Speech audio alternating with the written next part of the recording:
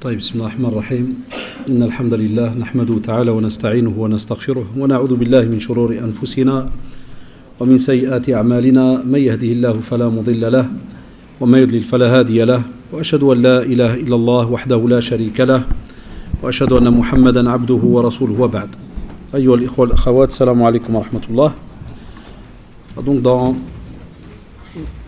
je vous remercie pour votre présence et dans la continuité de ces fameuses 3-4 Inch'Allah conférences sur le prophète sallallahu alayhi wa sallam.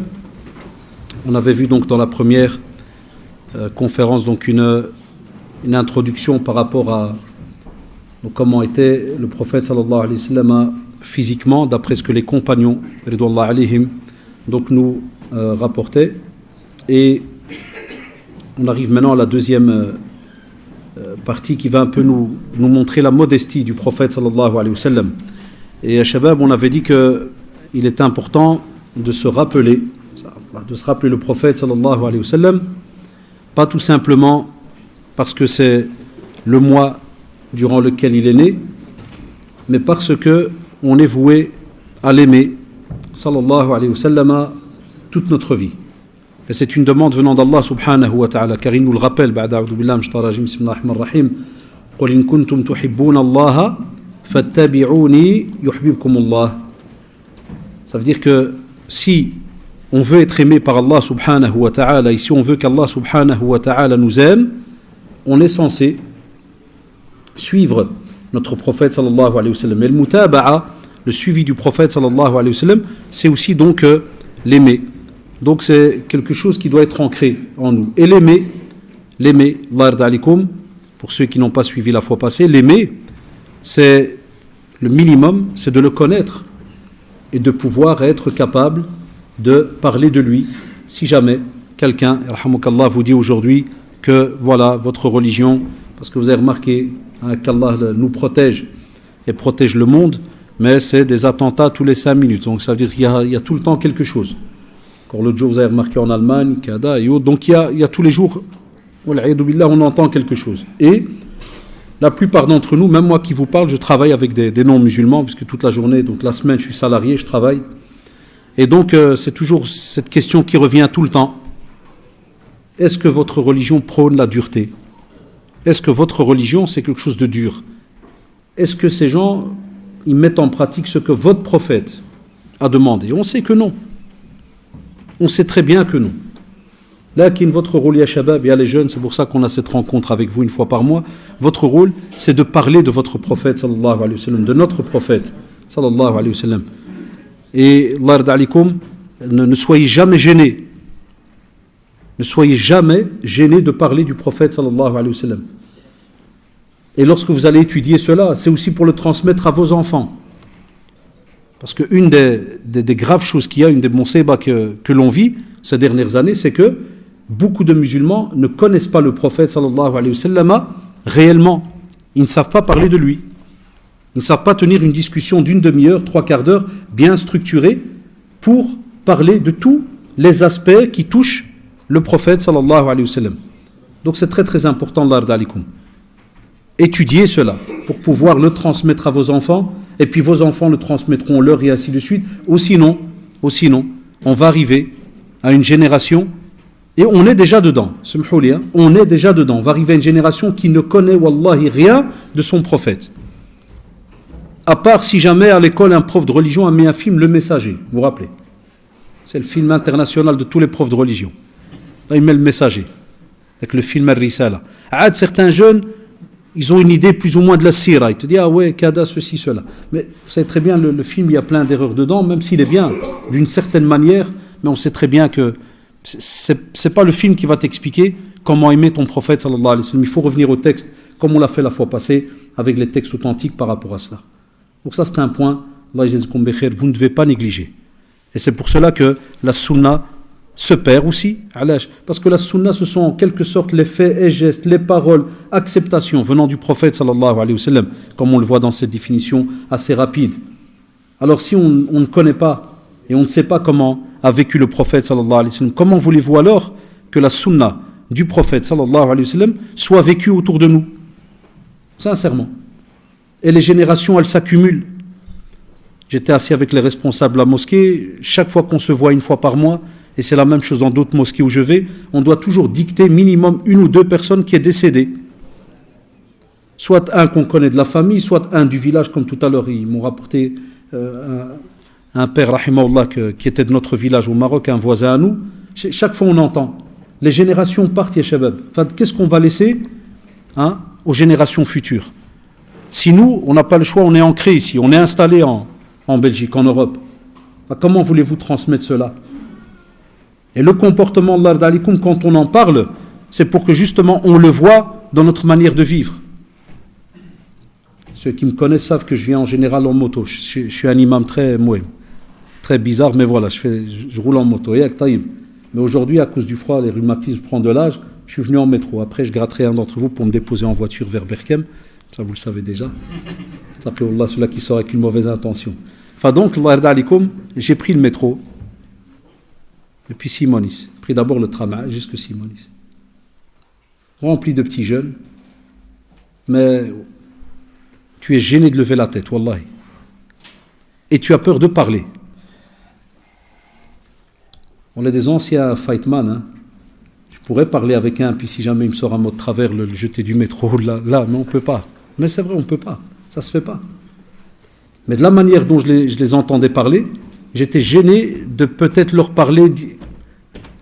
J'ai eu peur qu'un mot sorte de travers de quelqu'un. C'est rare que ça m'arrive, mais aujourd'hui, wallah, ça m'est arrivé. D'habitude, je parle. Mais je suis resté pensif tout le trajet. Tout le trajet, je suis resté pensif en me disant, Allahu Akbar, ça c'est les futurs papas et les futures mamans. Donc il y a des filles et des garçons. Ils ne dépassent pas les 16 ans. En bande, garçons et filles. Ma génération, wallahi, on n'a pas connu, je suis né ici, on n'a pas connu ça. La seule bande de filles qu'il y avait, c'était le vendredi de Tqsira à la maison, et nos parents nous jetaient à la cave, ils disaient, descends en bas, Kinsa, il y a des femmes en haut. Wallah, babakoum, il y avait un périmètre. Wallah, on ne pouvait pas s'approcher de l'étage, parce qu'il y avait des femmes qui étaient là. C'était les femmes qu'on voyait en groupe. Ce qu'on voit aujourd'hui, ça commence à dépasser des limites incroyables. Ça arrange certains, ce qui est tout à fait normal.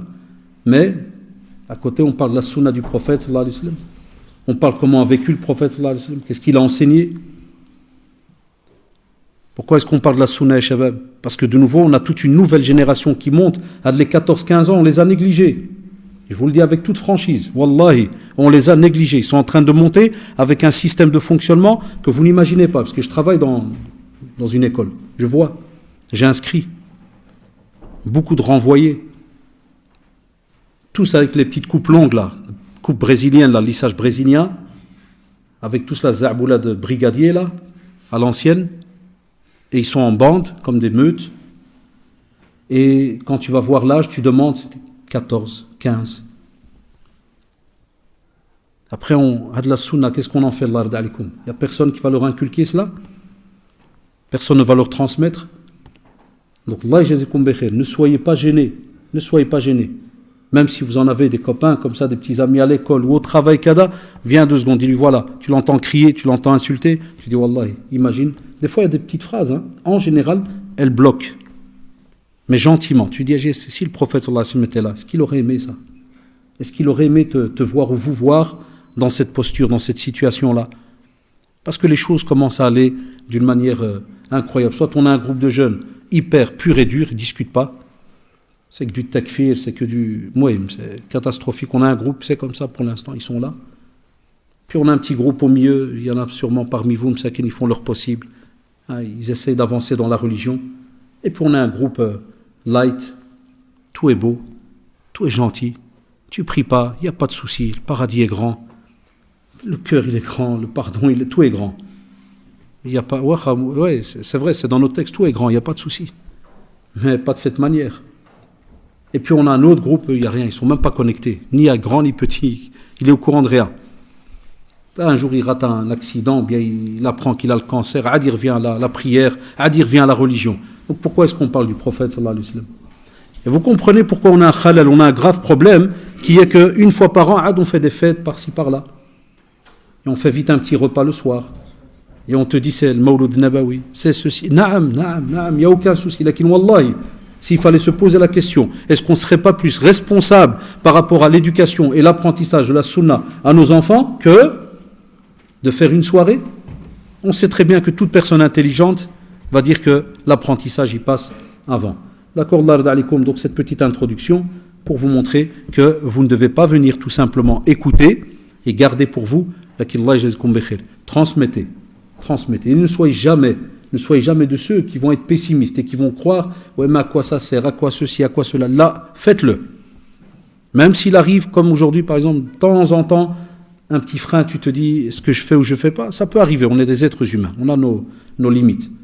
Mais les autres fois, profite, parle. Spécialement que ça soit à l'école, en dehors, dès que tu vois un comportement bizarre, essaye de calmer. Alors aujourd'hui, Inch'Allah, Shabab, on va parler de la modestie du prophète sallallahu alayhi wa sallam. C'est très très important parce que ça nous touche. Vous savez, chaque race, et j'aime bien un petit peu le quartier d'Anderlecht et les quartiers aux alentours, Rieu et Vart et compagnie, parce qu'on a toutes les races. Et on a deux grosses communautés. Mais subhanallah, ces deux grosses communautés, ils sont de la même contrée. Ce sont des Africains. Depuis le nord jusque le centre, c'est juste ou pas? Un peu d'ouest en est. Ce sont des caractères. Et dans les caractères, subhanallah, on a des gens ouverts, on a des gens fermés, on a des gens durs, mais on a des orgueilleux.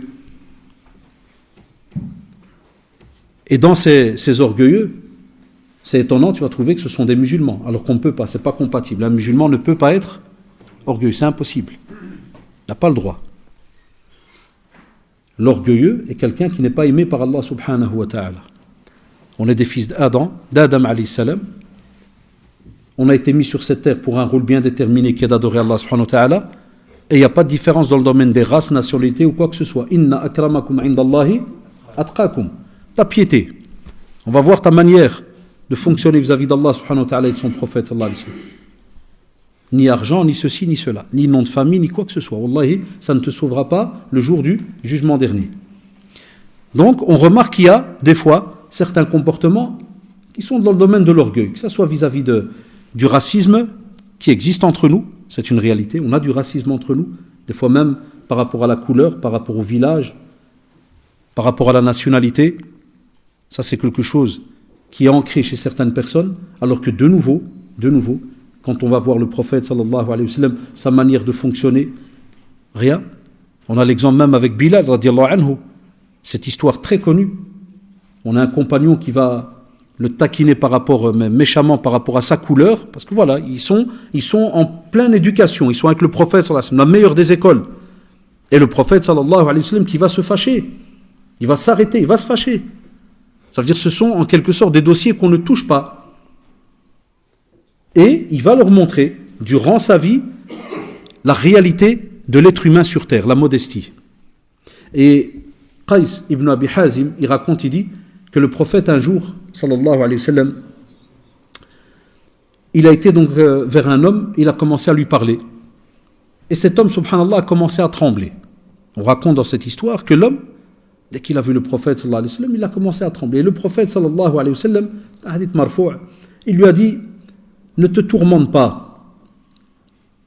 C'est-à-dire, commence pas, entre guillemets, à avoir peur et peut-être là, tu commences à paniquer parce que tu entends que c'est le fameux Muhammad, sallallahu alayhi wa sallam. Il lui a dit, ne te tourmente pas. Je ne suis certes pas un roi. Allahu Akbar. Alors que les non-musulmans, en ce temps-là, ils témoignaient, les autres peuples. Vous vous rappelez, on en avait parlé la fois passée, ceux qui ont un peu de mémoire. Les autres peuples, ils reconnaissaient qu'il était arrivé à un niveau incroyable dans le domaine de ce qu'on appellerait en quelque sorte toutes les tribus qui vont soit embrasser l'islam, soit qui vont signer des pactes avec le prophète sallallahu alayhi wa sallam. Et ils vont vivre en paix. Donc ils ont vu que la péninsule arabique, elle est devenue immense, quasi presque complètement musulmane, mais à chaque fois qu'il va y avoir une rencontre, à chaque fois qu'un émissaire veut venir le rencontrer, sallallahu alayhi wa sallam, qu'est-ce qu'il trouve en face de lui? Est-ce qu'il trouve quelqu'un avec des gardes du corps, avec une armée qui l'entoure, avec un palais? Là. Mais, sallallahu alayhi wa sallam, il le rappelle aux autres, il lui dit, je ne suis pas un roi. Et il lui dit, regarde, il va plus loin, il lui dit, je ne suis que le fils d'une femme qui mangeait de la viande séchée, le qaddid.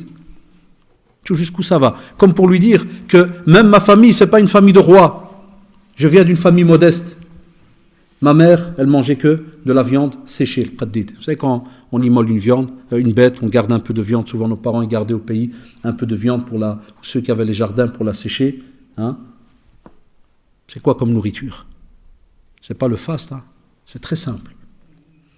Et subhanallah, souvent dans les commentaires et dans la sira du prophète sallallahu alayhi wa sallam, on disait que quand le prophète sallallahu alayhi wa sallam parlait de cette manière à une personne, même lorsqu'elle n'était pas musulmane, et ça c'était beau chez les Arabes, écoutez-moi bien, c'était beau chez les Arabes, c'est qu'ils étaient justes, pour la plupart d'entre eux.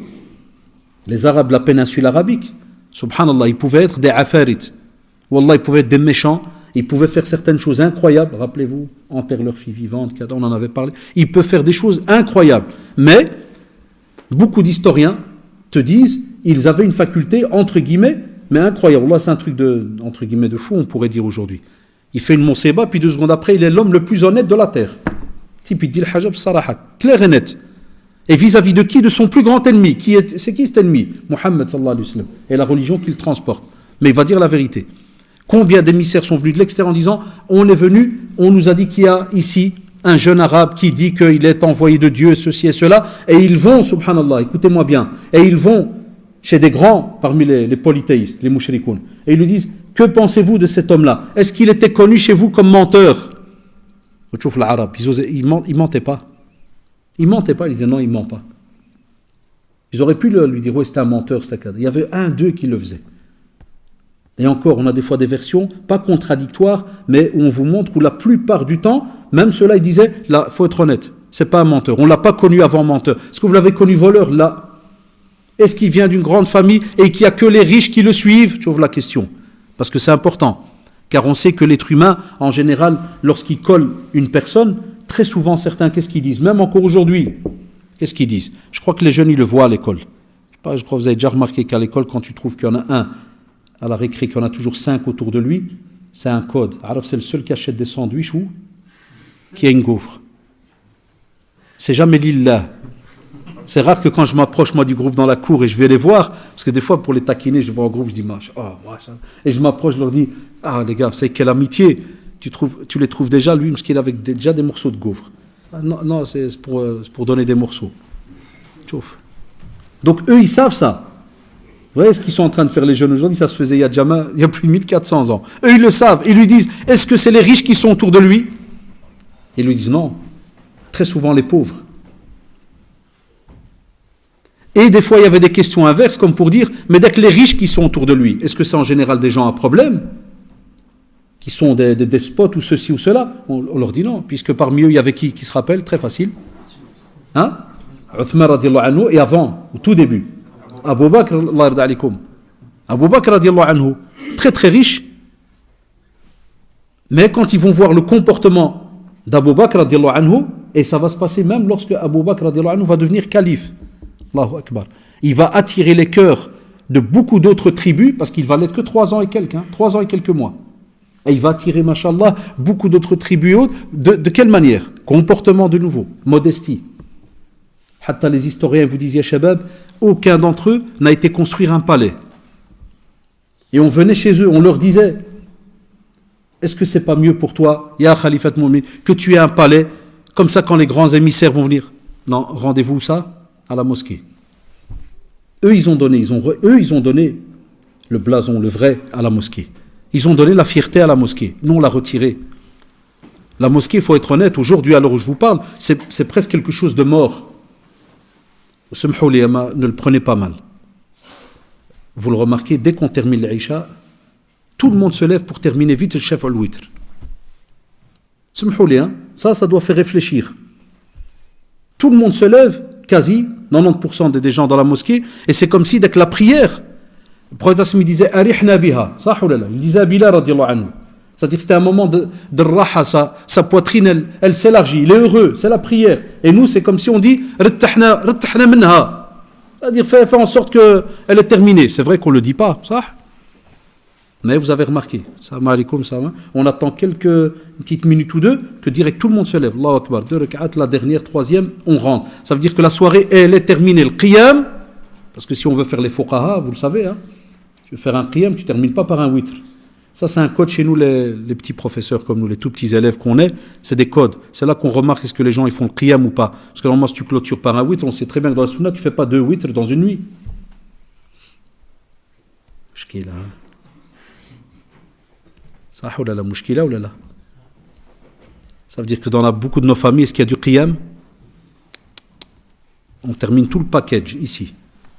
3 raka'a, on rentre direct. Même on a des jeunes qui nous envoient des questions. Salam, il y a moyen de terminer juste par une raka'a le witr? Pour un jour, vous allez demander est-ce qu'il n'y a pas moyen de faire une demi-raka'a, par exemple. Hein? On te dit au plus, il y a moyen de faire, mais ala kulli hal, vous avez compris la parenthèse.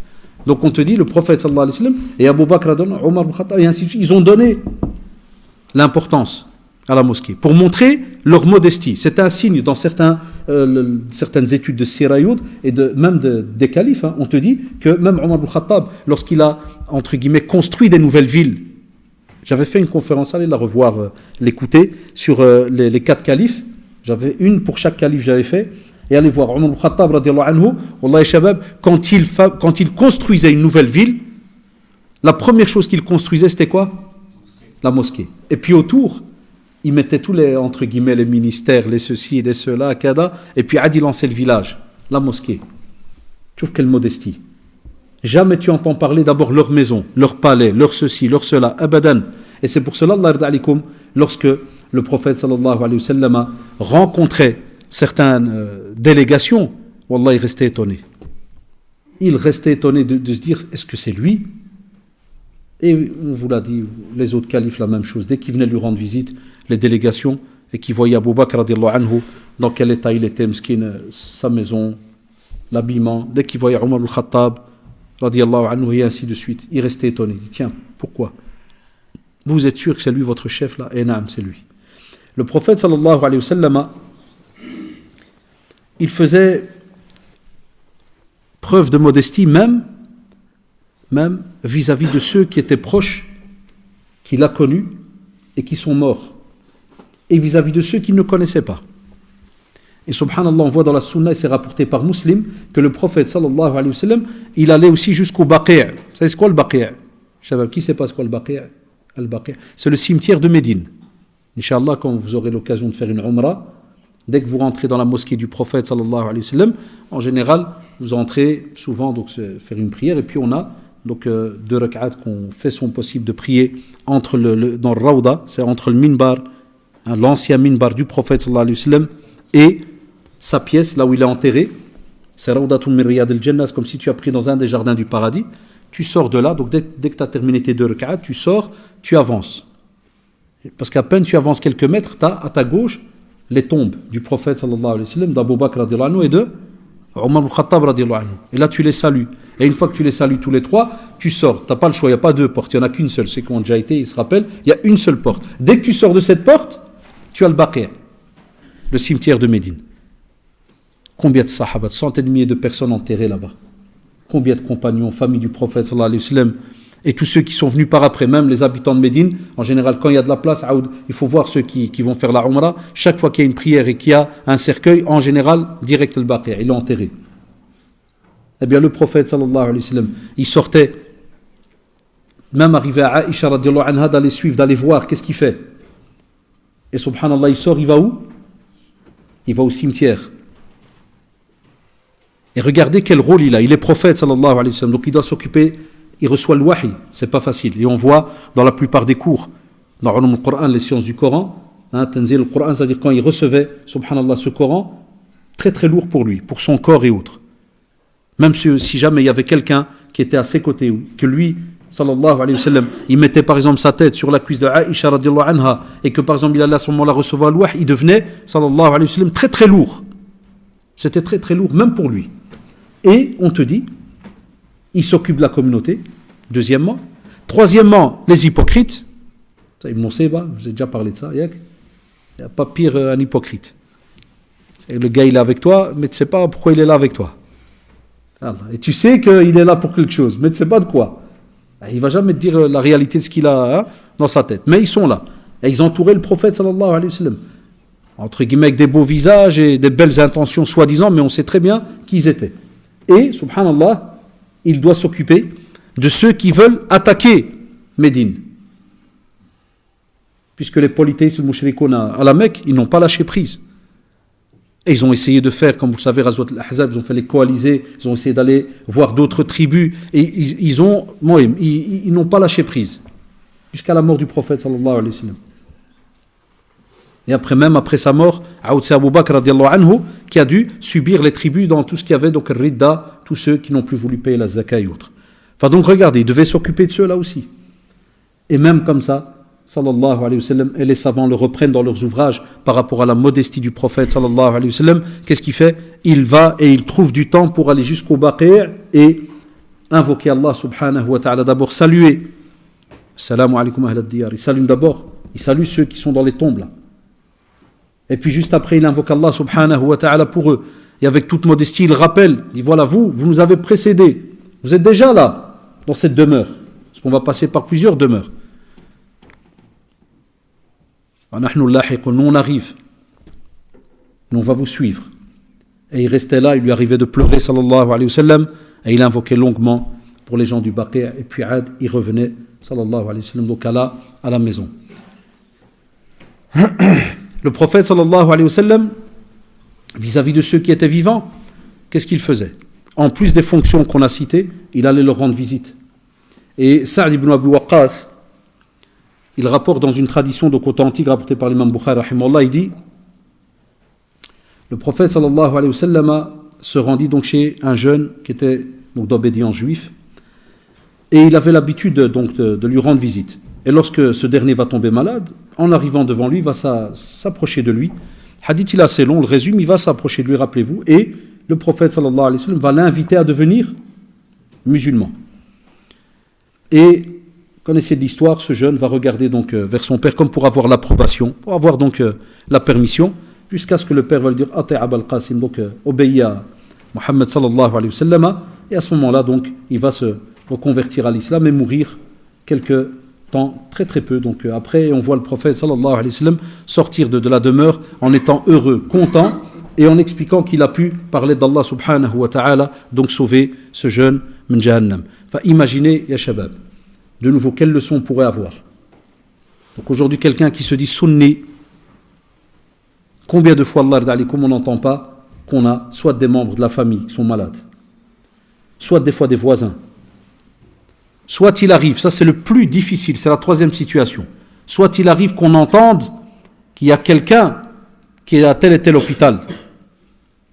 Des fois ça peut arriver, c'est dommage, les mosquées ne le font pas beaucoup, mais ça peut arriver que des fois dans une mosquée, quelqu'un il se lève un responsable, dit Ikhwan, voilà, on a appris qu'il y a un hajj, vous ne le connaissez pas tous, mais voilà, Mskina ou le hajj, on a dit, voilà, il ou elle est à l'hôpital depuis un petit temps.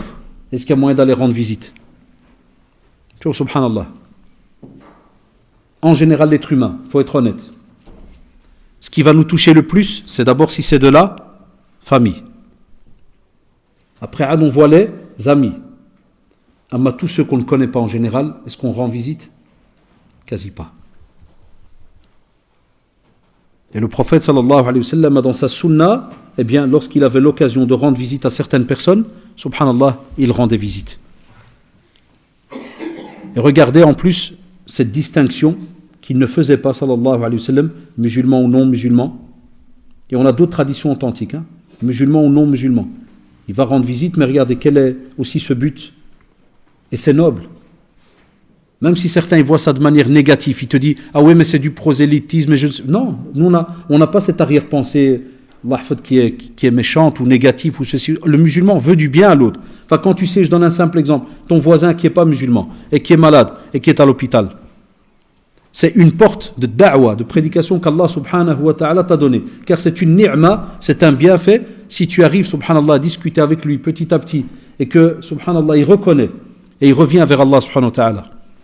Wallah, j'ai eu un cas dans la famille, pour ne pas donner trop de détails, où c'était une personne dans ma famille qui était non musulmane. Dans la famille, non musulmane. Et subhanallah, j'avais personnellement, et d'autres membres de la famille, avaient beaucoup parlé à cette personne.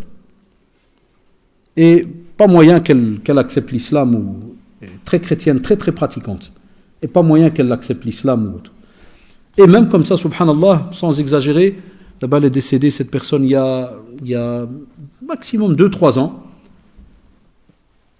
Je lui ai parlé personnellement quand on va dire à peu près, quand on dit parler, c'est pas tout le temps, c'est tous les X mois quand on a les rendre visite, qu'ils habitent à l'extérieur de Bruxelles. On va dire c'est plus d'une vingtaine d'années. Subhanallah, plus d'une vingtaine d'années de discussion. On nous appelle, on nous dit voilà, la personne est mourante. Je prends la personne qui est encore plus proche de ma famille, de cette personne-là, et en route, je lui dis, si le prophète sallallahu alayhi wa sallam, et nous on croit en notre prophète sallallahu alayhi wa sallam, sahou lillah shabab, ici notre prophète sallallahu alayhi wa sallam l'a fait, et qu'il a mis tout entre les mains d'Allah subhanahu wa ta'ala, puisque la preuve à la fin de la rencontre, il remet tout entre les mains d'Allah subhanahu wa ta'ala. Je lui dis, si le prophète sallallahu alayhi wa sallam l'a fait, et nous on a foi en Allah subhanahu wa ta'ala et en notre prophète sallallahu alayhi wa sallam, je dis, parle pour la dernière fois, tu as le droit, toi tu es encore plus proche de cette personne. Demande à te retrouver seul avec cette personne dans la chambre. Et subhanallah, effectivement, la personne a été... Certains, ils ont remarqué, ils voulaient pas au début. Ils regardaient bizarrement, pourquoi tu veux rentrer seul? Il dit, voilà, c'est un proche, donc c'est la moindre des choses. C'est ces derniers moments, je voudrais rester ne fût-ce que même si c'est 2-3 minutes. Pourquoi ça vous dérange? C'est les capteurs qui sont mis en marche. D'habitude, tu viens rendre visite, il n'y a personne qui dit pourquoi tu viens rendre visite. Ça, oh là là. Mais quand tu entends c'est les dernières minutes et que tu vois que c'est le côté de la famille qui est musulman, Kada, tu te dis, Hado, c'est vautour, c'est bizarre. S'ils viennent faire ici, ces musulmans-là. Alors, la personne, subhanallah, a dû batailler. Elle a dû batailler avec eux, Allah. Ils l'ont laissé entrer dans la pièce. Quand elle est entrée dans la pièce, elle s'est approchée. La personne a dit, écoute, dit, voilà, je ne vais pas te mentir. Tu sais très bien ton état, comment il est. Je résume, hein. Elle a dit, voilà, sincèrement, essaye de réfléchir à ce que je t'ai proposé depuis des années par rapport au prophète, sallallahu alayhi wa sallam, par rapport à Allah, subhanahu wa ta'ala. Elle a dit, qu'est-ce que tu en penses? Dis-moi juste ce que tu en penses. Je veux même pas, moi, shahad ou pas, c'est un autre, yallah. Dis-moi juste ce que tu en penses.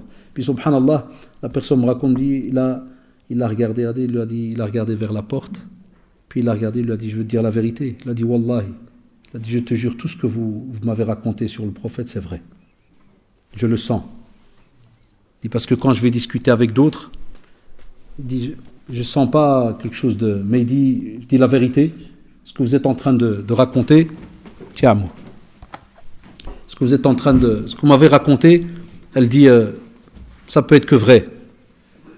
Alors elle tente, la personne tente, elle lui dit, tu accepterais alors de reconnaître que Mohammed, sallallahu alayhi wa sallam, il est le messager d'Allah, subhanahu wa ta'ala, dit, je le reconnais. Et tu accepterais qu'Allah, subhanahu wa ta'ala, il est le seul Dieu, le seul à être adoré. Il dit, naam, je le reconnais.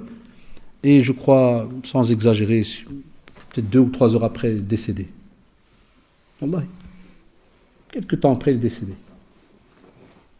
Tu vois, cette visite, elle peut nous rappeler, Shabab, beaucoup de choses. C'est pour ça que je dis, toute l'année, on doit faire des cours sur le prophète, parce qu'il nous donne, tout ce qu'on met en pratique dans les doros, ce que vous entendez, les théories, ça vient d'où?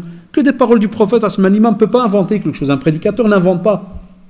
C'est pris de comment fonctionnait le prophète, sallallahu alayhi wa sallam.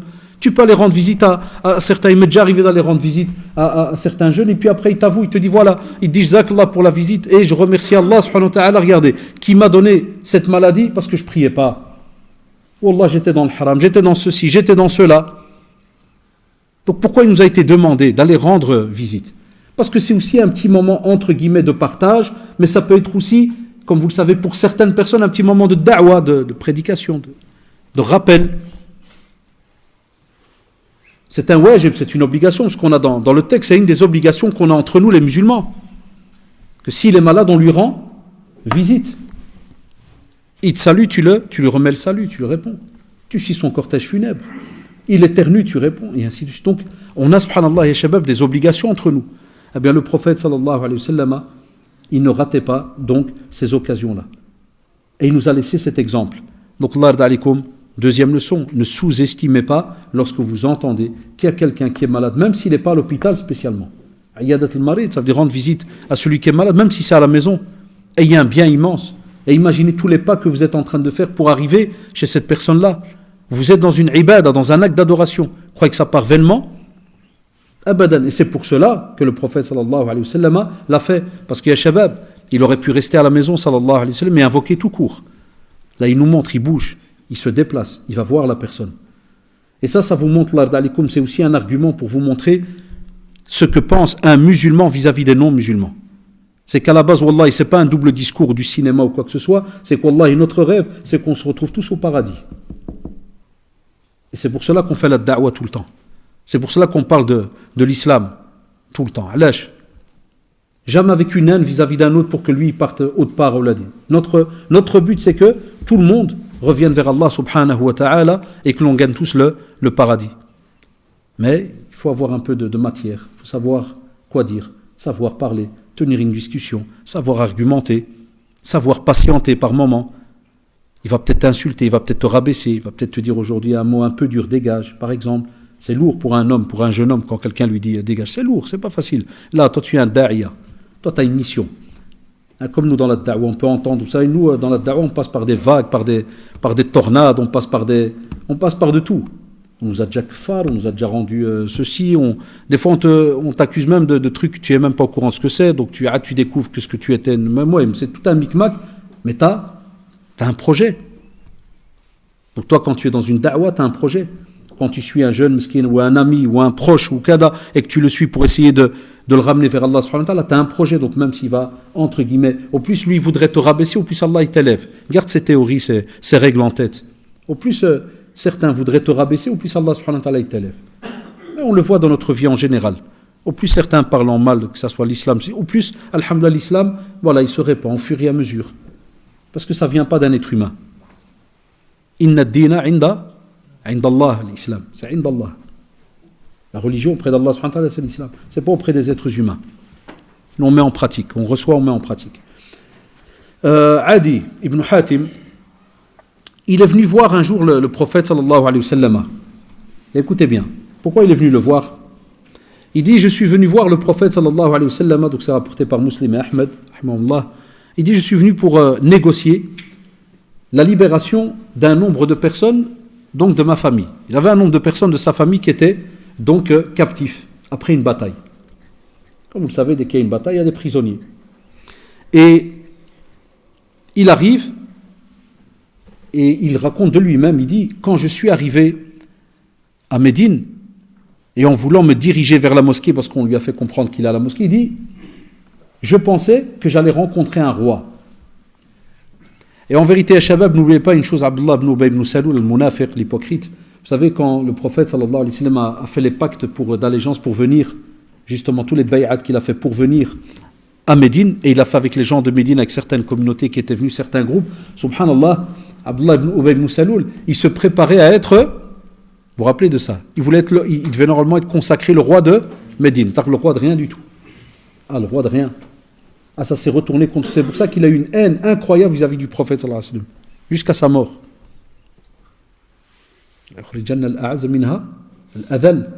Il faisait comprendre devant l'entrée de Médine, on en avait parlé je crois une fois, non? Il faisait comprendre à l'entrée de Médine que celui qui a l'izza, la fierté, kada, il va faire sortir, qui ça? L'adal, celui qui est medloul, qui est rabaissé, qui entre guillemets ne vaut rien, c'est-à-dire c'est qui? C'est-à-dire le prophète sallallahu alayhi wa sallam. Et à la fin on l'a vu ce qui est arrivé. Donc il n'a rien eu. Mais on sait que cette idée de royaume là à Médine, elle est dans la tête de beaucoup de personnes. Donc celui qui a pris Médine, vous savez, je ne vais pas rentrer avec vous surtout, il y a moyen de faire tout un cours sur Médine parce que géostratégiquement c'est une ville incroyable dans tous les domaines. Que ça soit côté météo, que ça soit donc il y a que le climat, que ça soit même sa position, subhanallah, lorsqu'il y a une bataille ou quoi que ce soit, avec certaines lignes de montagne comme vous avez vu avec Jabal Uhud, toutes ces lignes de montagne qu'il y a. Donc c'est des endroits très très stratégiques. Enfin, subhanallah, il dit, moi je pensais que j'allais rencontrer un roi. Il dit, je suis rentré voir Muhammad sallallahu alayhi wa sallam et il était dans la mosquée. Il dit, je l'ai salué. Et puis le prophète sallallahu alayhi wa sallam lui a dit, qui es-tu? Il a dit, je suis Adi ibn Hatim. Qu'est-ce qu'il fait le prophète sallallahu alayhi wa sallam? Il s'est levé sallallahu alayhi wa sallam et il dit, il m'a pris chez lui. Donc il l'invite. Tu sais que normalement à Shabab, quand tu as des prisonniers, c'est fini. T'es qui toi?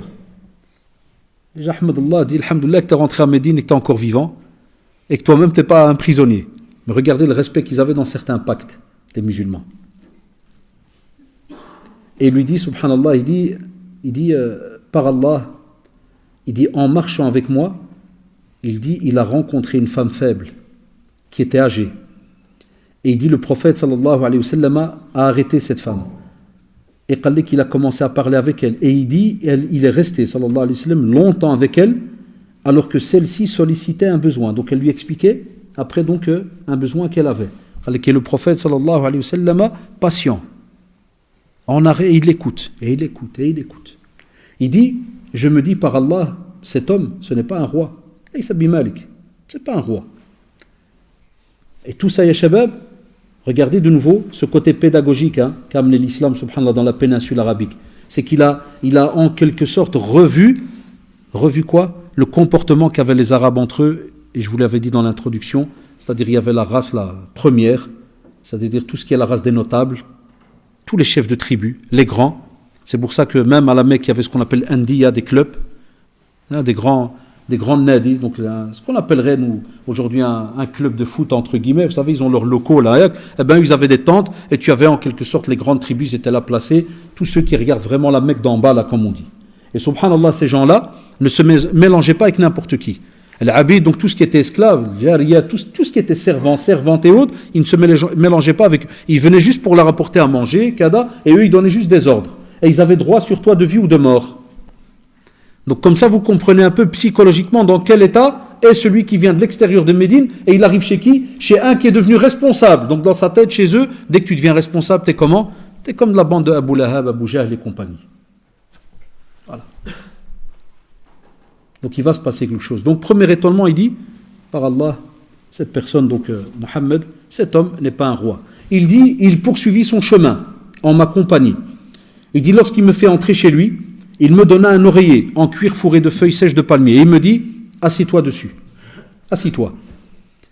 Alors je lui ai dit, non, je préfère que toi, c'est plutôt toi qui vas donc t'asseoir dessus. Et le prophète me dit, non, c'est toi. Alors il dit, je me suis assis sur l'oreiller et le prophète sallallahu alayhi wa sallam s'assit par terre. Allahu Akbar. Et le prophète sallallahu alayhi wa sallam s'est assis par terre. Et c'est là, alors qu'il a terminé sa narration, et il dit, je me suis dit par Allah, il ne se comporte pas comme un roi. Sallallahu alayhi wa sallam. Et shabab, de nouveau, parmi les leçons que l'on a, pourquoi certaines personnes autour de nous, des fois, dès qu'ils ont un poste, dès qu'ils ont un peu d'argent, dès qu'il y a une petite situation, dès qu'il connaît un petit peu plus que toi, dès qu'il s'enfle d'orgueil, alash. C'est vrai, Wallah, pourquoi? Des fois, je taquine les petits jeunes, c'est mes copains, vous le savez.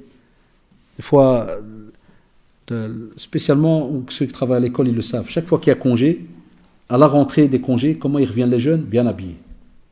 Spécialement en janvier, je vais trouver un bon paquet d'orgueilleux. Sahab les soldes. Mais qui ne vont jamais avouer qu'ils ont acheté à 70%. Mais ils vont rentrer à l'école comme des coqs. Et chaque année, je fais la blague. Là, je me mets dans le couloir de l'entrée et je les regarde, ils sont là. Le système, on est passé par là. Le système, les gens regardent mon Armani, regardent mon Kada. Et, tu vois, des fois, pour rigoler, je taquine certains, je dis Ammo, remets-toi normal, tu n'as qu'à 1m60. Parce que là, tu arrives à 1m80. Redescends. Je taquine en rigolant. Je fais un puis. Non, tu sais, parce que des fois, toi, la marche. On raffolait de cette marche. Sauf que nous, à la différence, au quartier, si tu faisais ça, les grands, ils te tapaient direct. Wallah. Voilà, chez nous, maritime, ils te tapaient direct. Fais, hey, gamin. Dégage, reviens en arrière. Wallah, c'est incroyable. Au Khamsakin, il n'y avait pas d'ex-sunna kada, mais avec le recul, tu te dis, subhanallah, ils avaient une fahma bizarre, kada, mais regarde, il y avait quelque chose derrière. Pour te dire, reste jeune. Reste encore petit, vis d'après ton âge. Et nous, aujourd'hui, vous avez remarqué, rien un nouvel habit, et la personne est prise d'orgueil. Et on a même une mise en garde dans le Coran. Innal insana la yatra, zid, arra'ahu staghna. Je voyais ça avec les élèves la semaine passée. Tu te rappelles le frère? Je leur dis, regarde, il y a des personnes, subhanallah, juste à peine quand ils se sentent bien, la santé, ceci, cela, il te dit, il y a moyen de se passer de qui? Et il se passe. De qui? D'Allah subhanahu wa ta'ala. Et en langue arabe, subhanallah, quand tu dis arra'ahu, on te dit en langue arabe, ça veut dire il pense que, donc c'est même pas une réalité. Cette tournure en arabe, elle veut te dire que c'est une impression qu'il a, mais en vérité, wallahi, il aura tout le temps besoin d'Allah subhanahu wa ta'ala. Nous, on a besoin d'Allah subhanahu wa ta'ala. Lui n'a pas besoin de nous. Nous, on ne sait pas se passer d'Allah subhanahu wa ta'ala. Lui peut se passer de nous. Subhana dil jabarut wal malakut wal kibriya wal adama. L'orgueil est entre les mains d'Allah subhanahu wa ta'ala. Al kibriya wal adama, elle est entre les mains de qui? D'Allah subhanahu wa ta'ala. Enfin donc, ya shabab, de nouveau, on peut apprendre cela à nos petits jeunes. Et écoutez-moi bien, certains d'entre vous, ils pourraient peut-être à la seconde maintenant me dire, mais c'est quoi cet exemple des drari qui marchent, qui font les grands cadeaux? Vous savez, les jeunes, une habitude, écoutez-moi bien, une habitude qui, des fois, dans la sunna, est quelque chose de rejeté, Satan, la'anaoullah, va te l'inculquer. Pas spécialement quand tu vas avoir 50 ans, là, mais il va te l'inculquer dans des moments où, en général, tu es très volatile, tu aimes bien un peu, des fois, te montrer, parce que c'est une fitra. L'être humain, pourquoi est-ce qu'on a ces textes qui nous éduquent? Parce que ça sous-entend qu'à la base, c'est une fitra chez l'être humain. Réfléchissez un peu, vous allez voir. S'il y a un texte qui te parle de l'orgueil, qui met en garde l'orgueil, c'est parce que l'être humain, dans sa constitution, à un certain moment, il peut être pris de cette chose-là. Elle existe en lui. Et la beauté, subhanallah, de cette religion et de la guidance fait que, avec les textes, avec les rappels qu'il y a, dès que tu sens que ça va vouloir s'extérioriser, t'es bloqué, tu t'arrêtes. Dis Allahu Akbar, A'udhu Billah, qu'est-ce que je suis en train de faire? Tu te bloques. Enfin, si nous, on n'a pas quelqu'un qui aide, parce que celui qui dit A'udhu Billah, qu'est-ce qui se passe? C'est parce que c'est quelqu'un qui a déjà entendu parler de cela. C'est quelqu'un qui a déjà eu des rappels. Mais comme nous, dans notre métier, on voit que certains jeunes, ils t'avouent qu'il n'y a pas de religion, il n'y a pas de discussion. Il y a des fois certains jeunes qu'Allah les protège, même pas de famille. On a des fois des jeunes divorcent, c'est-à-dire les parents, il n'y a pas. Et il a grandi chez un oncle qui en a marre, qui est souvent en bled, qui laisse avec des grands frères. On a eu les cas, Wallah al-Adim. Qui lui parle? Ça, c'est notre rôle à tous. De nouveau, je vous le redis encore une fois. Soyez pas gênés. Tu vois une petite situation, va parler à ce petit jeune, va l'aider. Parce que si, à son âge, il grandit de cette manière-là, vous allez voir. C'est pour cela que, souvent, et c'est là qu'on remercie nos parents, là, on ne comprenait pas en ce temps-là, parce qu'ils n'avaient pas, des fois, l'art et la manière de nous expliquer pourquoi ils faisaient des choses. Je me rappelais, nous, dans notre jeunesse, écoutez-moi bien, quand on devait descendre au Maroc ou en ville, chez nous, dans notre village, je ne comprenais pas pourquoi mon père, il nous prenait, le lendemain matin, à peine on arrive la nuit, le matin, il nous prenait au coiffeur, il disait clash, qarra. On venait avec nos pelles touffes de Belgique. C'est quoi? Il dit ouais, rase tout. Bon, il rasait. Ah, moi et mon frère, on pleure comme des dingues. Et il rase, bzzz, la machine. Je dis, mon père, il a de l'argent, c'est pas pour 2 dirhams, puis il rase. Après, il nous descendait en ville, il nous achetait le kandoura simple. Tu sais, les coupés là, de bled. Simple. Écoutez bien, Wallah, il nous disait, maintenant, jamais, avec le peuple, vous allez étudier à la mosquée. Quoi? 1 mois à la mosquée. Et Mskin, il payait les shkem du quartier, il payait certains oncles, l'imam, et lui retournait 1 mois travailler. Vous vous rappelez, avant, les parents faisaient ça, ils nous déposaient 2 mois en vacances, mais il revenait directement en quart pour travailler 1 mois. Il prenait ses congés au mois d'août. Et il disait à l'imam, tu vois ces deux, quand je viens, tu me fais un rapport comment ils ont été. Si c'est bon, ils ont des vacances. S'il n'y a pas, ils terminent 2 mois. Et on a commencé à voir la vraie population. Et on a commencé à partager des morceaux de pain avec Zidloud. Commencé à vendre des morceaux de pain pour 50, tu sais, un demi-dirham. Wallah, ya shabab. Wallah, on sortait, mais vous n'avez pas connu certains jeunes que je parle avec eux maintenant. Imaginez, alors que je suis né ici, on devait sortir à Tanger avec tous des jeunes, on mettait là-bas, et on prenait un plastique, on devait aller sonner dans les maisons pour avoir tahrir, pour donner de l'argent aux frais. Et tu avais des parents qui regardaient par la fenêtre, qui disaient bande de chiens, dégage le club, il y a le hayawan. Moi, tu viens de Belgique, tu n'es pas habitué, mais j'ai rien à voir. Billah que c'est lui. Donc, ils étaient des seaux d'eau. Après, quand le padre est venu, je lui ai dit qu'est-ce qui se passe? C'est quoi cette torture-là? Il me disait, comme ça, vous allez savoir c'est quoi la vraie vie. Vous, en Europe, vous êtes des riches. Il me dit, ça, c'est la vraie vie. Vous restez dans un cauchemar toute votre vie. Ils me disent que vous vivez ici. Ils n'ont pas tort. Regardez les lois qu'il y avait dans tout ce qui est les aides financières et shabab. Les lois qu'il y avait il y a 35 ans en Belgique. Est-ce que c'est les mêmes lois aujourd'hui? Ils ferment toutes les aides. Wallah, ils ferment toutes les aides. Il y en a un qui vient de passer par là. Il répond, c'est vrai ou pas? Ils ferment toutes les aides. Ça devient catastrophique. Et nos parents, Jazaoumullah, regardez, quand ils ont goûté à la pauvreté, puis ils sont venus ici, machallah, pour travailler, puis ils n'ont pas oublié. Ils te disent là, reste modeste. Kun mutwada' at-tawadu'. Reste humble. Aujourd'hui, on ne teste plus ça. C'est pour ça, subhanallah, quand j'étais gamin, pas plus grand que lui, wallahi, après cela, et Allah en est témoin, jamais de ma vie, jamais, dans mon quartier à Tanger, jamais je ne suis descendu habillé classe. Alors qu'on a les moyens, et vous le savez. Mais jamais je l'ai fait. Wallahi al-adim. Jamais. Et même marié, quand je savais que je devais repasser dans mon village pour aller voir les tantes, Kada et tout, wallahi, chaque fois j'y allais exprès, Khandoura, Kamis, normal. Et des fois la voiture, wallahi, je stationnais loin, pour pas qu'ils disent, ah, le fils Hadri, il se la pète avec ça. Wallahi, je la déposais loin, et on venait. Enfin, même les costumes, viens voir le peuple. Maintenant, alhamdoulilah, ça a changé. Maintenant, nous, nos voitures, c'est nous les clochards au Maroc, ça vous l'avez remarqué. Wallah, quand nous, on descend au bled avec nos voitures, tu arrives au quartier, tu as 3 Porsche, tu as 2. Moi, exprès, je viens stationner en plein milieu. Des fois, il y en a même qui me fait, ah, moi, c'est bien. Je dis, ouais, vas-y, goûte la pauvreté. Ah, vous rigolez parce que c'est vrai, avec nos vieilles Peugeot, là. C'est nous les pauvres là-bas maintenant. Ça, ou là, Ami Abbas. Wallah, c'est nous les pauvres qu'on descend. Alhamdulillah, Allah mahchouna al masakin. Allah qu'on reste pauvre. Taïb, Qais ibn Sa'd, il dit, et ici c'est une autre leçon, une troisième, il te dit que même quand le prophète sallallahu alayhi wa sallam se rendait chez quelqu'un, écoutez bien, il demandait la permission avant d'entrer. Aujourd'hui, ça peut peut-être vous étonner.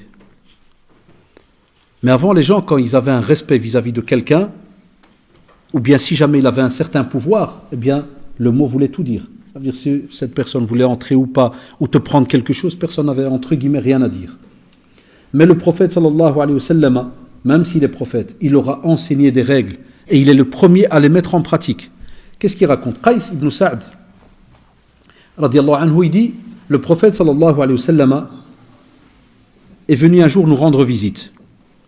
Et il dit, donc il dit, eux ils étaient à l'intérieur, et il dit, on entend le prophète sallallahu alayhi wa sallam dire Assalamu alaykum wa rahmatullah. Donc il prévient, regardez, hein, il prévient pour avoir quoi? Avoir une réponse, l'autorisation de pouvoir entrer. Mais écoutez bien l'histoire, subhanallah. C'est là que vous allez voir, parce que jusqu'ici, vous pouvez me dire, mais regardez. Il dit, mon père a entendu le salam. Et il dit, mais j'ai vu mon père répondre à voix basse et à dire wa alaykoum salam wa rahmatullah. Et puis il dit, j'ai dit à mon père, pourquoi tu n'autorises pas le prophète à entrer? Et son père, il lui dit, laisse le prophète sallallahu alayhi wa sallam multiplier les invocations pour nous. Et le fait qu'il implore Allah subhanahu wa ta'ala pour nous. Parce qu'il implore justement quoi? La paix. Pour qui? Pour nous. Et puis il dit, j'entends de nouveau le prophète sallallahu alayhi wa sallam dire Assalamu alaykum wa rahmatullah. Et puis il dit, le prophète sallallahu alayhi wa sallam est reparti. Il n'y a pas eu de permission. Il est reparti. Il dit à ce moment-là, Saad est sorti, il a couru après le prophète sallallahu alayhi wa sallam, il a rattrapé, il a dit, Ya Rasulallah, j'entendais ta salutation, mais je te répondais tout doucement pour que tu puisses multiplier tes implorations de paix sur nous. Et le prophète sallallahu alayhi wa sallam, subhanallah, shabab, est-ce que vous croyez qu'il s'est fâché sur Saad? Ou qu'il lui a dit, qu'est-ce que tu as fait? Ou ça se fait pas? Tu as vu à qui tu as fait ça?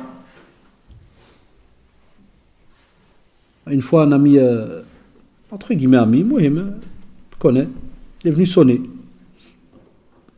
Je n'ai pas répondu. Il y avait la lumière ouverte. Il a ressonné une deuxième fois, je n'ai pas répondu. La troisième, il a fait le sunni, mais un sunni très bizarre. C'est ce qu'il a fait. Il est resté appuyé. Il calcule. Après, il me l'a avoué, parce qu'il m'a dit, écoute, laisse mon droit 3 fois, je suis resté 3 fois. Il me l'a dit après, parce que même s'il a fait ça, moi je suis monté sur une chaise, j'ai enlevé le câble, il n'y a plus de bruit. Mais je ne lui ai pas ouvert. C'est mon droit. Je suis occupé. Ou j'ai pas envie. Vous avez l'air étonné. Mais ça, c'est un problème chez les Maghrébins. Je ne sais pas chez les frères d'Afrique. Vous aussi, vous avez ce problème. Quel pays, vous? Le Niger. Et toi? Niger aussi. Vous, s'il sonne, tu dois lui ouvrir. C'est ça. Je ne sais pas où ils ont inventé ça. Wallah, je peux être occupé, subhanallah, je peux être malade, ils font un scandale chez nous les Maghrébins. Al-Maghraba, le lendemain, il y a une réunion de famille, tu sors de la liste. Il m'a fait le bab, Tkabbar alina, il nous fait. J'ai déjà eu le cas, Allah, je l'ai eu moi. Là, même dans la famille, il vient, il sonne, il dit, alors que la sunna, elle est belle. Tu viens, tu demandes permission une fois, deux fois, trois fois. Il n'y a pas, qu'est-ce que tu fais? Très gentiment, tu pars. Et celui qui craint Allah subhanahu wa ta'ala et qui est sincère, qu'est-ce qu'il se dit? Il se dit, alhamdoulilah, moi, la démarche, c'est ce que je dis aux jeunes, la démarche, les anges, ils ont noté. Tes pas ont été notés. Tu as fait des pas pour aller rendre visite. Sa'adat, c'est tout, alhamdoulilah. Peut-être qu'Allah t'a sauvé d'une demi-heure peut-être de discussion dans le vide ou sur le dos des gens. Allahu a'lam, bien, tu sais pas ce qu'il y a derrière. Rebrousse chemin tranquillement. Il continue, il dit, le prophète sallallahu alayhi wa sallam, Sa'd il le dit, il dit que le prophète sallallahu alayhi wa sallam est revenu avec moi sans ressentiment ni rancœur. Parce que ça se voit sur le visage. Allahu akbar. Ça se voit. Quand quelqu'un revient ma'assab, ça se voit. Qu'il revient énervé, ça se voit. Il dit il est revenu sans ressentiment ni rancœur. Ça veut dire qu'il a ressenti du prophète sallallahu alayhi wa sallam qu'il était quelqu'un tout à fait naturel avec lui. Et il dit, en entrant, Sa'd a donné de l'eau au prophète sallallahu alayhi wa sallam pour faire les ablutions, puis il lui a donné une serviette parfumée de za'afran, de safran. Et le prophète sallallahu alayhi wa sallam l'utilisa. Puis regardez ce qu'il a fait. Il a levé les mains en disant, Ya Allah, fais descendre ta paix et ta miséricorde sur la famille de Sa'd. Il dit, lorsque le prophète sallallahu alayhi wa sallam s'apprêta à partir, Sa'd lui apporta un âne et il demanda à son fils, donc Qais, il lui dit, Ya Qais, accompagne le prophète sallallahu alayhi wa sallam. Et Qais, donc il prend l'âne, il commence à accompagner le prophète sallallahu alayhi wa sallam. Et regardez que fait le prophète sallallahu alayhi wa sallam, de nouveau. Qui connaît un peu l'histoire, là qu'il a entendu, ou qui pourrait imaginer. Voilà, il dit à Qais, qu'est-ce qu'il lui dit? Il lui dit, monte sur la monture. Et Qais lui dit, là, ya Rasulallah. Regardez quel respect ils avaient à Shabab. Il lui dit là, et le prophète sallallahu alayhi wa sallam lui dit, soit tu montes, soit tu le repars. Ça sous-entend, il n'accepte pas que quelqu'un tire et lui il est sur la monture. Allahu Akbar. Rapporté par l'imam Ahmed. Donc, encore une autre leçon dans ce hadith-là, la première qu'on a expliquée il y a quelques instants, la deuxième, pas de rancœur. Donc la première, on a dit le fait que tu demandes la permission d'entrer, et on parle de qui? Du prophète sallallahu alayhi wa sallam. Et il est parti. Et qu'est-ce qu'on a comme information? Il a levé les mains et il a invoqué pour eux. Pas comme certains, tu l'as fait retarder devant la porte, puis quand il rentre, il est là ma'abbas pendant une demi-heure. Ça existe ou pas? Ah, vous souriez parce qu'il y en a qui sont passés par des... et ils te regardent. Il y en a, tu as même envie de lui dire pourquoi tu m'as ouvert la porte. Parce que des fois, soit celui-là qui était dehors qui est énervé, soit si tu as sonné plusieurs fois, celui-là qui t'a ouvert qui est énervé. Tout le monde sait. Et tu as deux hypocrites qui sont assis pendant une heure. Ils se regardent comme ça. Ça va, Mohamed? Ouais, alhamdoulilah. Encore un peu, il en dit tartak-toi ou ça va dire. Ah, non, mais vous le savez. Tu dis non, la sunna, wallah, elle est belle, elle est simple. Tu viens, tu demandes permission, on t'ouvre. Masha'Allah, on t'ouvre pas, Masha'Allah. Et il invoque. Pas de rancœur, pas de ressentiment, rien. Il reste avec lui. Et dernière leçon, regardez quelle leçon de modestie de nouveau, parce que c'est le chapitre d'aujourd'hui. Qu'est-ce qu'il fait? Il monte sur une monture et il n'accepte pas de rester seul. Il n'accepte pas qu'un être humain reste en bas, qui lui tire. C'était le système de nouveau. Regardez le contexte. Allahu Akbar. Allah, il faut décortiquer la sira et shabab. En connaissant bien les habitudes des Arabes pour comprendre la sunna du prophète sallallahu alayhi wa sallam. Les Arabes, leurs servants, ils s'occupaient de tout. Ils tiraient la bête et ils venaient aussi avec, entre guillemets, des genres de parapluies qu'on pourrait appeler aujourd'hui, contre le soleil, ceci, cela. Et le riche, il était là, il ne faisait rien de spécial. Le prophète sallallahu alayhi wa sallam, il montre. On est les mêmes. Et on a le cas avec le prophète sallallahu alayhi wa sallam. On a le cas de la mise en pratique avec Abu Bakr radiallahu anhu et Oussama. Vous vous rappelez? Le Jaysh, l'armée que Oussama dirigeait, radiallahu anhu, alors qu'il était le plus jeune. Il y en a qui parlent qu'il ne dépassait pas 18 ans. Et les grands compagnons sont avec lui derrière. Et lui, il est l'amir. Et cette histoire, subhanallah, qui est rapportée dans les siyar, qu'est-ce qu'on te dit? Que Abu Bakr, radiallahu anhu, il tient les rênes. Il y a même une version qui dit qu'il était pieds nus. Et il tient les rênes et il tire. Et il fait le wasiya. Donc il est en train de sermonner, de donner ce qu'on appelle les dernières, subhanallah, recommandations avant la bataille. Et il est calife, hein, Abu Bakr à ce moment-là, radiyallahu anhu. Il est calife. Voilà pourquoi ces communautés ont été respectées. Parce qu'ils ont respecté les commandements divins et prophétiques. Ils ont été alors respectés. Et tant que ceux qui sont venus par après ont rejeté les commandements divins, les recommandations divines et les paroles prophétiques, ils ont été rabaissés sur terre jusqu'à aujourd'hui. Puisque, comme vous le savez, aujourd'hui, entre guillemets, la viande d'un musulman ou son sang, il ne coûte rien de spécial. Quasi rien. Je crois qu'il n'est même pas coté en bourse. Il n'y a rien pour l'instant. Vous l'avez remarqué. Des morts et des morts tous les jours et rien de spécial. La roue, elle tourne, comme vous le savez. Dans une autre tradition rapportée par Muslim, le prophète sallallahu alayhi wa sallam, dans sa modestie, même dans le domaine, subhanallah, des comparaisons. On dit qu'un homme est venu chez lui. Donc l'imam Muslim, rahimallah, il rapporte, il dit un homme est venu chez le prophète, il lui a dit, toi, Mohammed, tu es meilleur ou tu es le meilleur des hommes. C'est un beau signe de respect. C'est une belle phrase d'amour et autres. Mais le prophète sallallahu alayhi wa sallam va l'arrêter, va lui dire, c'est Ibrahim, alayhi salam. C'est Ibrahim.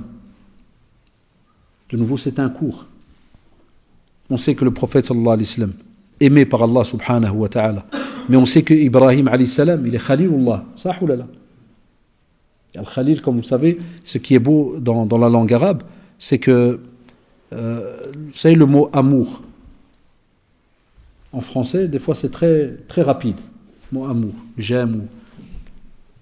Subhanallah, en langue arabe, il y a différentes maratib. Et c'est pour ça, lorsqu'on parle de Khalil, c'est un niveau d'amour très très très élevé. C'est très très très élevé à Shabab. Et Ibrahim alayhi salam a reçu ce statut-là vis-à-vis d'Allah subhanahu wa ta'ala. Et regardez le prophète sallallahu alayhi wa sallam, alors qu'il est prophète, et il va leur rappeler que même entre les prophètes, il y a des statuts. Et on reste juste. Un homme aussi, et les versions en général donc rapportées par Muslim, on parle des fois soit d'un homme ou d'une femme de couleur noire. C'est important de le spécifier, de le spécifier dans le texte, parce que une des choses qu'avaient les Arabes, alhamdoulilah, il y avait beaucoup de gens bien aussi parmi eux, même quand ils n'étaient pas musulmans, il y avait des gens bien. Mais il y avait beaucoup de gens dans tout ce qui était le domaine, subhanallah, du racisme, c'était l'excellence. Puisque déjà, même si tu étais arabe et que tu n'étais pas, par exemple, des Bani Hashim ou ceci ou cela, d'après des grosses tribus qui étaient très connues, tu étais déjà quelqu'un qui était entre guillemets, d'un autre degré, là, d'un autre niveau. Mais s'il avait la couleur noire, pour eux, c'était déjà le monde des esclaves. Mais ils étaient très malins, pour te dire que c'était purement hypocrite, lorsqu'ils devaient faire du commerce avec le Najashi, rahimahullah, avant qu'il soit musulman. Rappelez, hein, le Habasha, côté donc Éthiopie actuelle plus ou moins, là, Allah, il respecte la couleur, parce qu'il y a du business là. Mais comme vous le savez, alhamdoulilah, cela a été banni donc dans notre religion. Et on l'a dit tout à l'heure dans l'introduction. Mais il va rester des fois, entre guillemets, je dis bien entre guillemets, certaines traces chez certains. Et on dit donc que c'est soit un homme, soit une femme, donc d'origine noire, qui balayait donc la mosquée, nettoyait la mosquée. Cette personne va mourir. Elle va être enterrée, mais, subhanallah, le prophète sallallahu alayhi wa sallam, c'est seulement par après qu'il va remarquer son absence. Il va remarquer qu'on ne voit plus cette personne-là. Et il va demander après cette personne. Et on va lui dire, cette personne est décédée. Enfin, subhanallah, le prophète sallallahu alayhi wa sallam, il n'a pas dit tout simplement, Wallah rahma, qu'Allah prenne cette personne dans sa miséricorde et puis au revoir et il part. Là, il va dire, vous auriez dû me prévenir. Subhanallah, très très belle leçon, Allah. Vous auriez dû me prévenir. Et certains narrateurs disent, c'est comme si il leur fait comprendre que c'est comme si on a sous-estimé cette personne. Pourquoi ne pas prévenir le prophète sallallahu alayhi wa sallam? Parce que nous, en tant que petit élève qu'on est, on pourrait imaginer de se dire, tiens, imaginez si c'était Al-Abbas radiallahu anhu, ou bien Abdullah ibn Abbas radiallahu anhu, par exemple, pour parler juste de l'oncle et du cousin du prophète sallallahu alayhi wa sallam direct, qui serait mort. Vous serez venu le prévenir ou pas?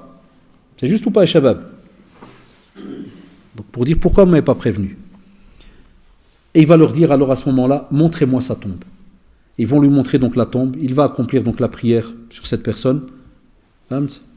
Et dans une narration apportée par Muslim, il va même dire les ténèbres couvrent cette tombe. Allah subhanahu wa ta'ala éclairera par le biais de ma prière donc cette tombe. Il y aura donc la lumière d'Allah subhanahu wa ta'ala. Fatchouf, subhanallah, qu'Allah subhanahu wa ta'ala va éclairer donc cette tombe. Fatchouf, subhanallah et shabab, plus de 1400 ans. Il y a plus de 1400 ans minimum. Et encore aujourd'hui, on a ces questions de racisme. Wallahi. Encore aujourd'hui. Dans tous les domaines, hein. Que ce soit pour les mariages, que ce soit même pour les locations, même pour louer. Je l'entends, moi j'aime bien parler cash. J'entends des fois certaines personnes dire « Ah ouais, tu loues l'étage et tout, ouais, j'ai eu des personnes africaines, t'as loué ?» Non, t'es fou de malade.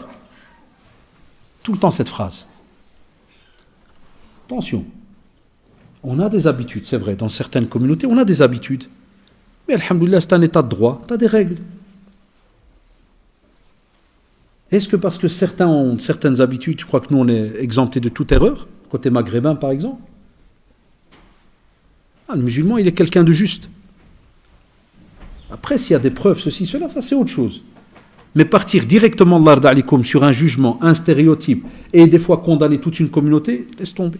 Et moi, au centre islamique, pendant les quasi presque, si j'arrondis, la quinzaine d'années que j'ai passé là-bas, wallahi, c'était catastrophique lorsqu'il y avait des problèmes de mariage, quand il y avait une demande en mariage d'un frère qui est d'origine donc africaine noire, de peau, ou quand c'était un maghrébin, on va dire, vers le haut du Maroc, là, qui est entre guillemets un peu blanc, un peu brun, mais qui voulait se marier avec une sœur africaine du centre ou du bas de l'Afrique, c'est-à-dire qui est de couleur noire.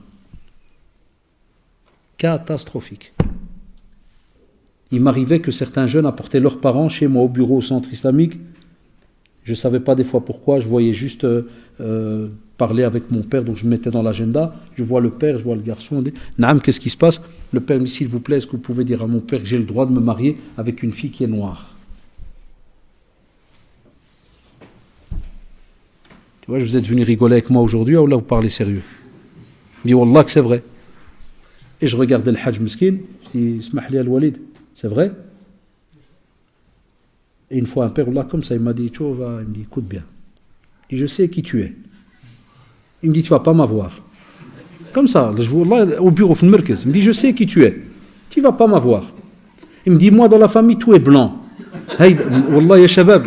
Wallah, al-adim, si je devais vous raconter des détails, d'autres histoires, c'est encore plus dur que ce que je raconte maintenant. Il me dit, tout est blanc. Il me dit, puis tu vas me mettre tac, khal. Il me dit, alash. Et tu sais qu'il m'envoie un pic. Regarde, il m'envoie à moi, il me dit, mets-le chez toi. J'ai dit, wallahi, si j'avais à ce moment-là, subhanallah, une fille à marier, qu'elle serait noire, dis billah, je lui la donne. Ou que j'aurais l'inverse, je lui donne.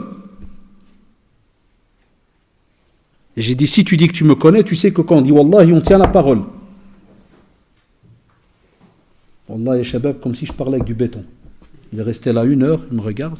Après, j'ai pris internet, j'ai tourné l'écran, les hadiths, tu sais, Google, hein, quand tu t'y connais, tu t'en as 50. Je dis, Allah, l'histoire de Bilal, tout. Ah, non, Wallah, salam alaikum. Wallah, il est reparti, rien.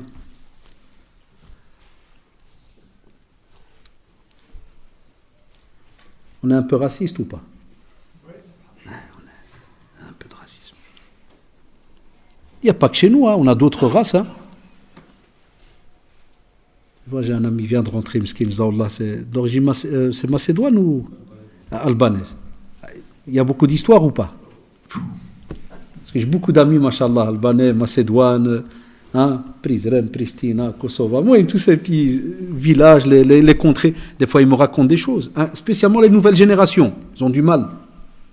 Tu dois te marier de la même race des fois, et des fois même, wallah, du même village. Et on en a même, je connais toute une famille, subhanallah, ici à Bruxelles, ça doit être dans la famille. Tu ne sors pas de la famille. Et maintenant, de génération en génération, ça devient... Donc, Allah, comme ça, c'était une parenthèse. Mais s'il vous plaît, nous, nos générations, on doit bannir ça. Et votre génération, les petits jeunes, là, ça doit être banni. Si quelqu'un se présente pour demander ta fille, alhamdoulilah, il y a la religion, il y a tout ce qu'il faut. hein, il n'y a rien qui peut bloquer ou quoi que ce soit, hein, ou qui peut permettre, il reste quelques minutes, on a terminé, Inch'Allah. Et donc qui peut permettre qu'il y ait ce mariage, fais-le. Parce que c'est les choses que le prophète sallallahu alayhi wa sallam a fait. Et combien de textes on a sur Bilal radiallahu anhu. Vous vous rappelez, lorsque vous étudiez le cours de l'Fiqh, subhanallah, on en a parlé, tu te rappelles avec le hadith authentique, où le prophète sallallahu alayhi wa sallam, il entend, il le dit à Bilal radiallahu anhu, qu'est-ce que tu fais pour que j'entende tes pas dans le paradis? Qu'est-ce que tu fais de plus? Lorsqu'il lui a parlé des fameuses 2 rak'at qu'il fait après les ablutions, qu'il ne rate jamais. Bilal, qui est le mu'adhin du prophète sallallahu alayhi wa sallam, jusqu'à sa mort, après il arrête. Il n'a plus voulu faire l'adhan, radiallahu anhu. On l'a supplié par après. Ça, dès que tu dis ça aux gens, tout le monde fait avec sa bouche. Bilal. Je dis toujours cette phrase depuis que je fais la da'wa, presque 30 ans maintenant. Le seul Africain qu'on aime bien, Bilal. Bilal. Dès que tu dis Bilal, c'est radiallahu anhu. C'est unanime. Il n'y a aucun ici qui va dire c'est un qui vient de l'Afrique. Non, frère. Non, personne. Wallah, tout le monde. Bilal. Il y en a même des jeunes, hein, wallah, chez moi à l'école, quand ils voient le film messager, quand ils sortent à la cour. Ahadoun. Tu sais, ils répètent Za'man la scène du. Alash. Et c'est la vérité. 5 minutes après, il a un problème avec un élève de couleur noire. Qu'est-ce qu'il te fait? Monsieur Azzi m'embête. Je dis dans notre fiche là, dans nos dossiers, il n'y a pas écrit Azzi, on n'en a pas. Wallah, mais il y en a un. Si, celui-là là-bas, il ne s'appelle pas Azzi, mon frère. Il ne s'appelle pas Azzi, il a un nom. Va te renseigner chez lui. Il ne s'appelle pas Azzi, j'ai les listes. Il n'y a pas. Rentre dans l'ordinateur, il n'y a pas écrit Azzi Ben. Il n'y a pas. Et on entend ça, c'est vrai ou pas? Mon Seba. Alors je vous parle, wallahi, ça encore. Catastrophique. Tu vois, le prophète sallallahu alayhi wa sallam et Shabab, pas de différence. Couleur, et on va plus loin. Il va même montrer l'importance de celui, chaque hadith nous donne une leçon, il va même montrer l'importance de celui qui travaille dans une mosquée. S'il faisait le nettoyage, ça sous-entend, Shabab, entre guillemets, ne sous-estimez jamais ce qu'on appelle, entre guillemets en français, une corvée, qui peut paraître soi-disant lourde ou haute. Là, nous, on ne remerciera jamais assez nos machers, jazahumullah. Quand on a commencé le Jama' tout jeune, les premiers jobs qu'ils nous donnaient, je n'oublierai jamais, moi, pour ne pas le citer, l'imam Skin, j'étais chez un de mes profs à la mosquée, je lui ai dit, cher, ça va. Je dis, je voudrais, Inch'Allah, avoir un poste à la mosquée. J'avais 17 et quelques. Je me suis dit, bdit kan kibir. Je veux un poste. Il m'a dit, Kain. Il m'a dit, je vais te donner un poste, je peux te half, qu'il n'y a personne qui va se battre pour te l'enlever. J'étais encore jeune, le Hamassia, je dis, Allah yarhamou walidin, jazakallah. Allez, suis-moi. On sort de la salle de prière, donc je me dis, il va aller vers les bureaux, il va vers les ablutions. Donc moi, je me dis, peut-être qu'il a besoin de quelque chose, Mskin, je vais l'attendre. Puis il me dit, là, il me fait descendre là où il y a les toilettes, et puis il ouvre une porte, il y avait des balais et tout. Il me dit, voilà ta nouvelle mission. Une fois par semaine, tu fais les toilettes, savon, à l'eau. Il me dit, je peux te halef, le jour où il y a quelqu'un qui vient de parler, c'est moi qui fais le médiateur. Il n'y a jamais quelqu'un qui est venu à ça. Tout le monde qui passe devant moi, il me fait Allah aouna ouldi. Ça ou là. On m'a dit que tu deviens responsable jamais à côté bureau, à tout avec les yeux, les vous tout qui. Tu vois, subhanallah. Le prophète sallallahu alayhi wa sallam, il sait que cette personne s'occupait du nettoyage de la mosquée. Et il leur dit, pourquoi vous ne me prévenez pas? Pourquoi vous ne m'appelez pas? Et il va même refaire une prière pour elle. Tu vois, subhanallah.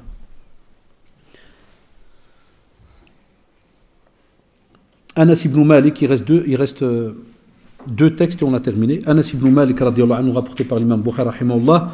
Vous vous rappelez, il dit que j'ai servi le prophète, sallallahu alayhi wa sallam, pendant plus de 10 ans. Donc il a été au service du prophète, sallallahu alayhi wa sallam, pendant plus de 10 ans. Et il dit pas une seule fois, il m'a réprimandé pour quelque chose que j'avais mal fait ou que je n'avais pas réussi à faire correctement. Allahu Akbar. Pendant plus de 10 ans. Anas radiyallahu anhu, donc il apporte ce témoignage pour dire que, et on comprend de ce témoignage, qu'il lui arrivait que des fois le prophète lui a demandé de faire une chose, et Miskin, comme il était très très jeune, parce qu'il a été éduqué chez le prophète sallallahu alayhi wa sallam, il a oublié de la faire, ou il l'a mal faite. Et il dit jamais il m'a réprimandé, ni insulté, ni frappé. Parce qu'on a d'autres explications dans d'autres textes, ni frappé, ni quoi que ce soit. Alhamdulillah. Imaginez. Chouf la modestie. Pourquoi il le cite? Parce que Allah en ce temps-là, de nouveau, pas qu'en ce temps-là, qu'Allah guide certaines communautés aujourd'hui dans le monde, spécialement dans certains pays du Golfe, nos mashayikh n'arrêtent pas de crier et de faire des rappels à certains riches qui apportent des servants à la maison.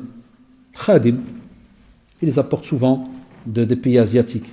Par exemple, en Arabie, c'est souvent, ils viennent d'Indonésie. Souvent des Indonésiennes. Travaillent, nettoyage à la maison, s'occupent des enfants. Au mois de novembre, j'étais à Tanger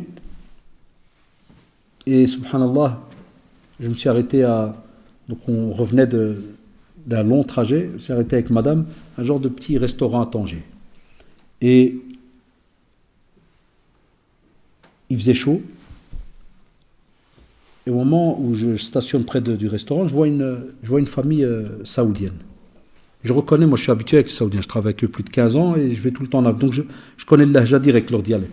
Je dis à la famille, famille saoudienne, machallah, mois de novembre et tout. Et au moment où donc, je stationne Kada, je sors la voiture, je ferme, j'avance, je vois donc une autre voiture, les fenêtres complètement abaissées parce qu'il faisait chaud. Subhanallah, novembre, il faisait chaud là-bas, 28 degrés. Les fenêtres abaissées. Et au moment où je vois les fenêtres abaissées, je me dis, il ne connaît pas le bled, s'il a sa fenêtre abaissée à Tanger, je dis, moi, je parle avec ma tête. Ça arrive des fois. Et au moment où je fais ça, je vois une Asiatique avec une petite bouteille, avec une paille. Elle est assise comme ça, derrière. Je connais le système. Allah, il faut me la faire. Il ne faut pas me la faire. Je savais que c'était le khaddama dialoum. Comme je suis un peu méchant, des fois, de temps en temps, et dans Schleid, ma femme, elle ne sait pas que je l'ai fait après, parce que j'ai fait ça. Je suis rentré, je suis revenu chez le type, je dis, je crois que tu as oublié les fenêtres ouvertes. Ah oui, il faut tu ne peux pas accuser dans le vide. Je dis, je crois que tu as laissé les fenêtres ouvertes. Je dis, nafida mftouha le-siyara, hak siyara. Il me fait, ah Allah, tu m'as le khadima, mashallah. T'entends, je dis, le khadima, elle t'attend. Je dis, halalun alaykum et haramuna. Et elle peut crever là dans la voiture, 28 degrés. Toi, tu es là, tu es en train de zérer de là pendant. Et voilà. Puis en souriant, je lui dis, il fait très chaud ici. J'ai vu que tu es mal à l'aise, il ne m'a pas répondu, c'est tout. Je suis parti, parce que bon. Subhanallah. C'est très connu dans certains pays du Golfe. Je n'oublierai jamais Cheikh Al-Uthaymi, rahimahullah, dans les Qalbam Maftouh, qui faisait les jeudis.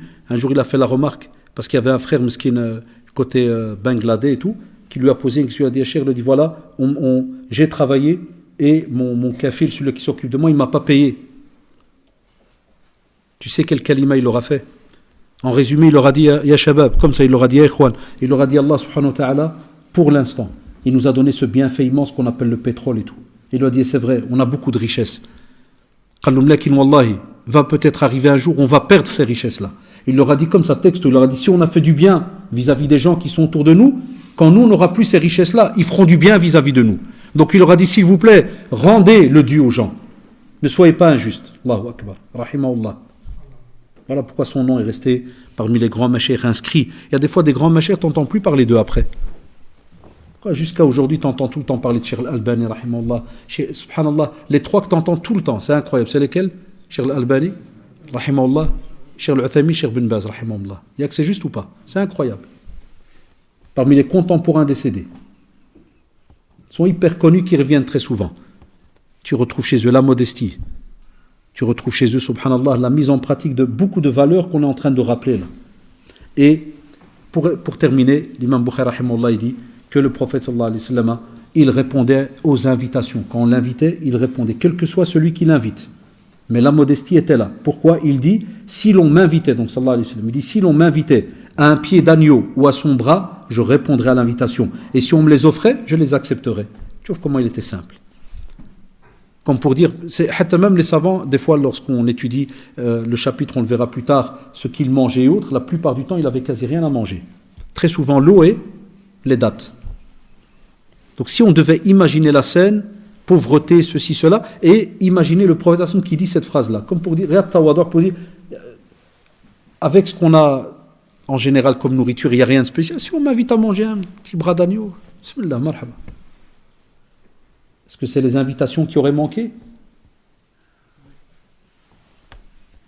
parce qu'on sait de par les textes que même des fois lorsqu'il recevait sallallahu alayhi wa sallam des choses qu'il avait le droit de prendre, vous savez très bien la différence entre les sadaqas et les dons, des fois cadeaux et autres, c'est pas la même chose, eh bien subhanallah, il redonnait. Aïcha radiallahu anha, elle a gardé le même comportement du prophète sallallahu alayhi wa sallam.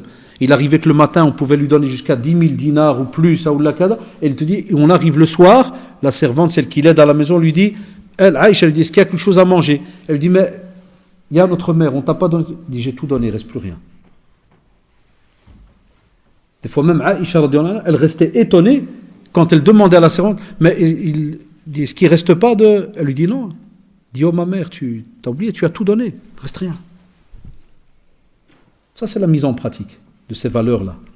Donc, Allah yarda alikum ya shabab, tous ces rappels par rapport à cette deuxième partie sur la personnalité du prophète, sallallahu alayhi wa sallam, spécialement ce côté modeste, vous avez remarqué, on a beaucoup de leçons qu'on peut tirer, on continuera comme ça aussi le mois prochain, bi'idnillah, mais, soyez des du'at, soyez ceux qui transmettez même des petites informations, même les plus jeunes parmi vous, des petites infos, parce que la modestie, Allah yarda alikum, c'est ce qui a fait que Allah subhanahu wa ta'ala a élevé cette communauté, que ce soit au temps du prophète sallallahu alayhi wa sallam, ou les meilleures générations qu'il y a eu, donc après lui, spécialement les 2 générations qui ont suivi. C'est pas pour rien, Allah yarda alikum, que nos textes, ils ont une valeur immense. Donc ne les délaissez pas. Allahumma arina al-haqqa haqqan warzuqna ittiba'ah. اللهم أرنا الحق حقا وارزقنا اتباعه وأرنا الباطل باطلا وارزقنا اجتنابه وأرنا الباطل باطلا وارزقنا اجتنابه اللهم إنك عفو كريم تحب العفو فاعف عنا اللهم إنك عفو كريم تحب العفو فاعف عنا اللهم اهد شبابنا اللهم اهد شبابنا اللهم ألف بين قلوبنا اللهم ألف بين قلوبنا اللهم سدد خطانا اللهم سدد خطانا اللهم إنك عفو كريم تحب العفو فاعف عنا اللهم إنك عفو كريم تحب العفو فاعف عنا اللهم ارحم والدينا اللهم ارحم والدينا وارحم مشايخنا اللهم ارحم مشايخنا ربنا آتنا في الدنيا حسنة وفي الآخرة حسنة وقنا عذاب النار سبحانك اللهم وبحمدك نشهد أن لا إله إلا أنت أستغفرك وأتوب إليك سبحان ربك رب العزة عما يصفون وسلام على المرسلين والحمد لله رب العالمين وبارك الله فيكم